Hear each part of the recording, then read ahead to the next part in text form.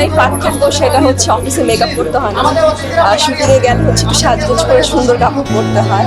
আচ্ছা, আমার কাছে আপু খাবার ডাইকের নাম অফকোর্স। শবনম ফারিয়া বাংলাদেশের শো বিজনেস, নাটক এবং চলচ্চিত্র জগতের অত্যন্ত একটি মিষ্টি মেয়ে শবনম ফারিয়া।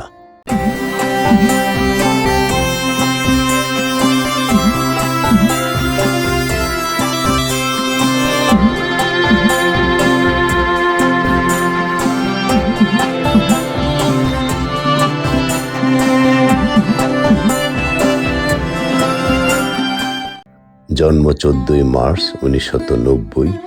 শবনম ফারিয়া হলেন একজন বাংলাদেশি অভিনেত্রী এবং মডেল, যিনি প্রধানত বাংলা নাটকে অভিনয় করে থাকেন। 2018 সালে দেবী চলচ্চিত্র দিয়ে তার চলচ্চিত্র অভিষেক ঘটে। আমার বাস্তব ক্যাট চরিত্রের একদম অপোজিট একটা চরিত্র, সেজন্য হয়তো আমার বেশি ভালো লাগে। যে কাজের জন্য তিনি শ্রেষ্ঠ পার্শ্ব অভিনেত্রী বিভাগে বাচসাস পুরস্কার এবং শ্রেষ্ঠ নবীন অভিনয় শিল্পী বিভাগে মেরিল প্রথম আলো পুরস্কার অর্জন করেন। প্রারম্ভিক জীবন।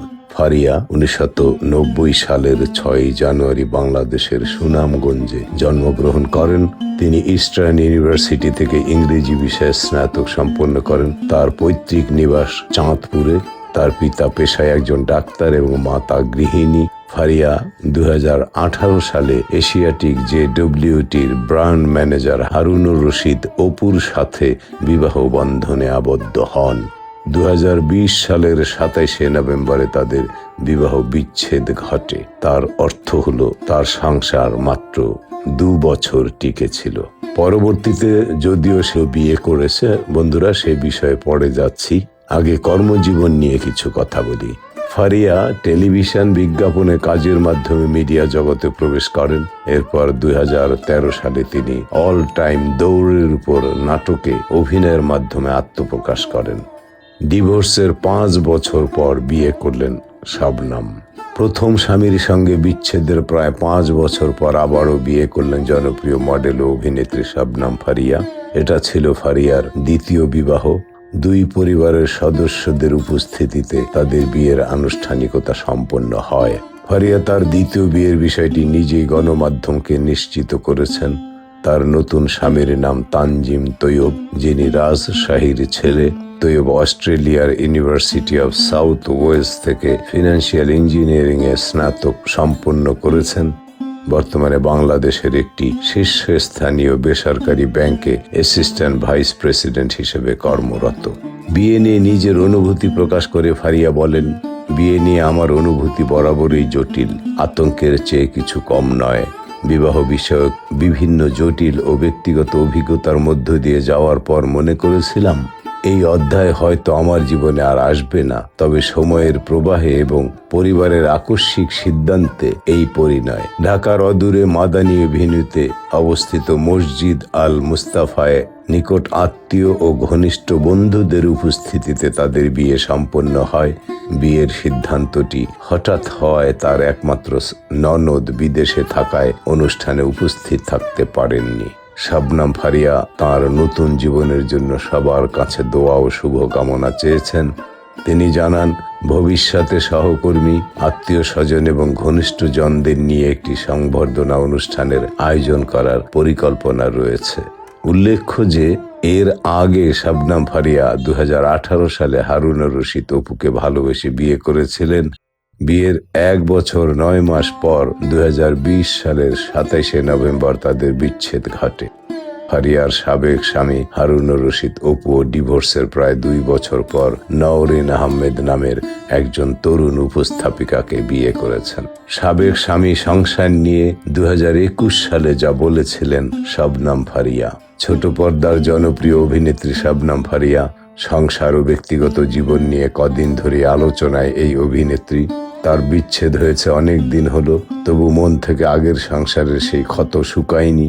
বিচ্ছেদের বছর খানেক পর শবনম ফারিয়ার সাবেক স্বামীকে ইঙ্গিত করে অভিযোগ করেন, তার সাবেক স্বামী হারুনুর রশিদ অপুর দ্বারা নির্যাতনের শিকার হয়েছিলেন তিনি। সংসার টেকানোর জন্য সব সহ্য করেছিলেন বলেই চুপ থেকেছিলেন। সম্প্রতি পারিবারিক নির্যাতনের শিকার হয়ে ঢাকা বিশ্ববিদ্যালয়ের শিক্ষার্থী এলমা চৌধুরীর মৃত্যুর ঘটনায় ফারিয়া নিজের নির্যাতিত হওয়ার ঘটনাকে সামনে আনেন।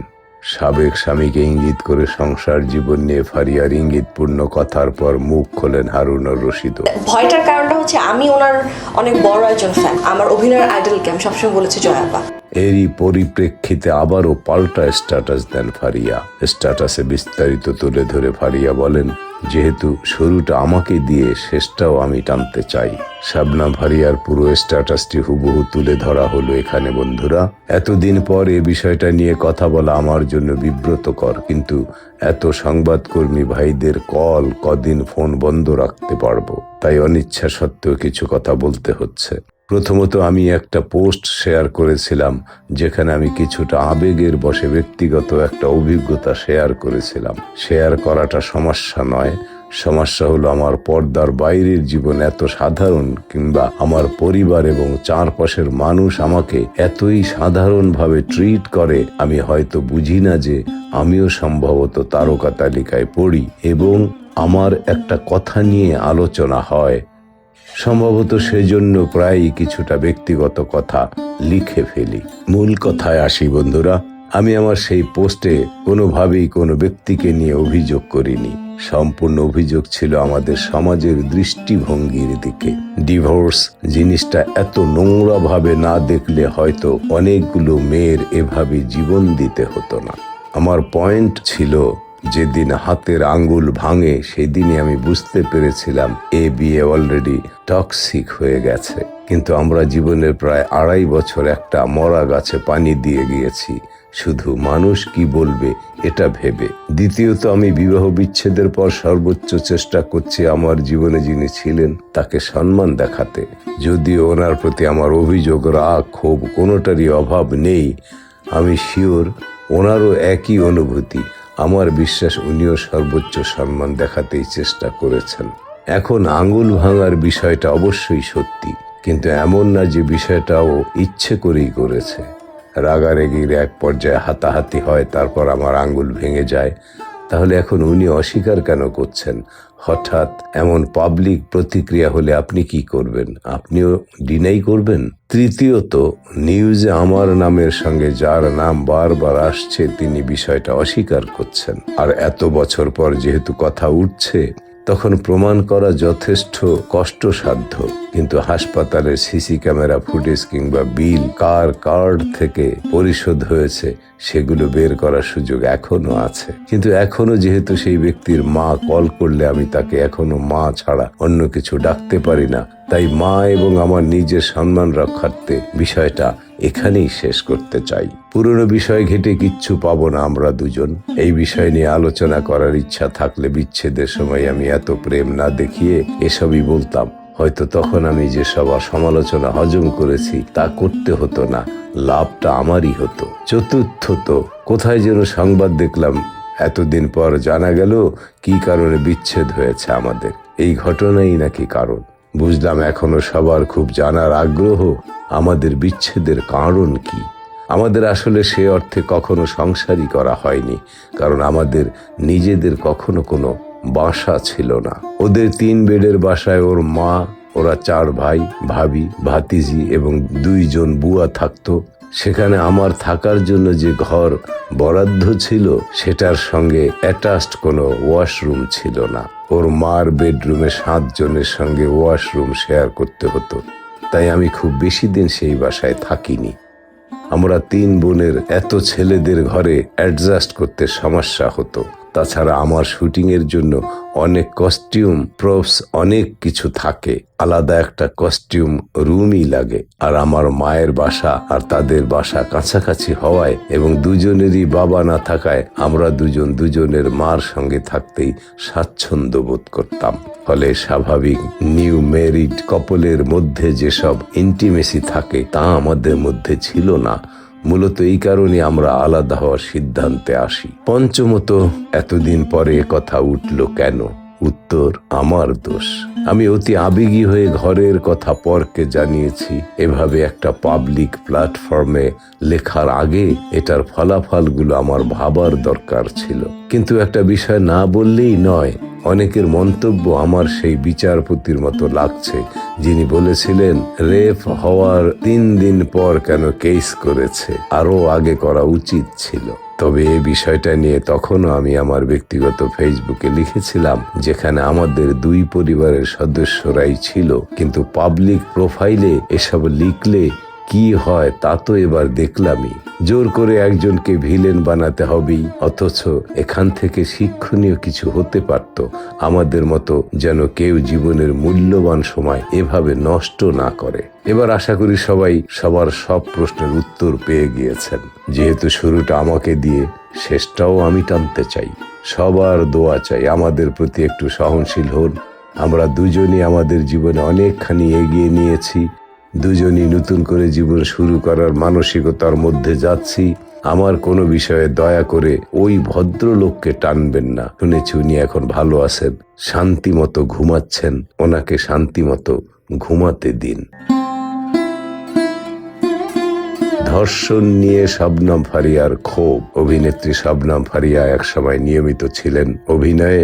বর্তমানে তাকে দেখা যায় না, তবে সোশ্যাল মিডিয়ায় সরব থাকেন ফারিয়া, যেখানে নানা সময় তুলে ধরেন নিজের মতামত। সমসাময়িক নানা বিষয় নিয়ে স্ট্যাটাস দেওয়া এই অভিনেত্রী সম্প্রতি দেশে ধর্ষণের ঘটনা নিয়ে ক্ষোভ জানিয়ে একটি পোস্ট করেছেন। বিশ্ব নারী দিবস উপলক্ষে শবনম ফারিয়া তার ভেরিফাইড ফেসবুক পেজে একটি স্ট্যাটাস দেন, যেখানে তিনি লিখেছেন, যেই দেশে সামাজিক যোগাযোগ মাধ্যমে ঢুকলে প্রতি রিফ্রেশে একটি করে ধর্ষণের সংবাদ, সেই দেশে আবার উমেন্স ডে কি? এর আগে সাজাপ্রাপ্ত এক ধর্ষকের জামিনের সংবাদের ছবি ও লিঙ্ক পোস্ট করেছিলেন। পোস্টের ক্যাপশনে ফারিয়া তখন লিখেছিলেন, ধর্ষককে যারা জামিন দিয়েছে কিংবা এই প্রসেসের সঙ্গে যারা জড়িত তাদেরও শাস্তির আওতায় আনা জরুরি। তবে ধর্ষণের ব্যাপারে ফারিয়া ছাড়া তেমন কোনো তারকাকে সেভাবে এখনো কথা বলতে দেখা যায়নি। শবনম ফারিয়াকে সর্বশেষ দেখা গিয়েছে মোবারক নামা ওয়েব সিরিজে। এতে তিনি মোশাররফ করিমের বিপরীতে অভিনয় করেন। বন্ধুরা, এই ছিল অত্যন্ত মিষ্টি মেয়ে, শিক্ষিত, ভদ্র, মডেল এবং বাংলা নাটকের একজন দক্ষ অভিনেত্রী, চাঁদপুরের মেয়ে শবনম ফারিয়ার জীবনের ছোটখাটো ঘটনা প্রবাহ এবং সত্য বলার সৎ সাহসের কিছু কথামালা। হ্যাঁ বন্ধুরা, আমি একজন কণ্ঠশিল্পী, একজন সঙ্গীত শিক্ষক এবং একজন বীর মুক্তিযোদ্ধা। যদিও আমি আওয়ামী লীগ সরকারের দেয়া ভাতা গ্রহণ করি না বা পাই না, তাই এই অবসর জীবনে বৃদ্ধ বয়সে ঘরে বসে ইউটিউবে আপনাদের সাথে কথা বলি। ভালো লাগলে সাবস্ক্রাইব করবেন, লাইক করবেন, শেয়ার করবেন। হ্যাঁ বন্ধুরা, আপনারা আমার ভিডিওগুলো দেখলে, লাইক করলে, শেয়ার করলে আমি এই বৃদ্ধ বয়সে আর্থিকভাবে লাভবান হব। ভালো থাকবেন সবাই। আসসালামু আলাইকুম ওয়া রাহমাতুল্লাহি ওয়া বারাকাতুহু।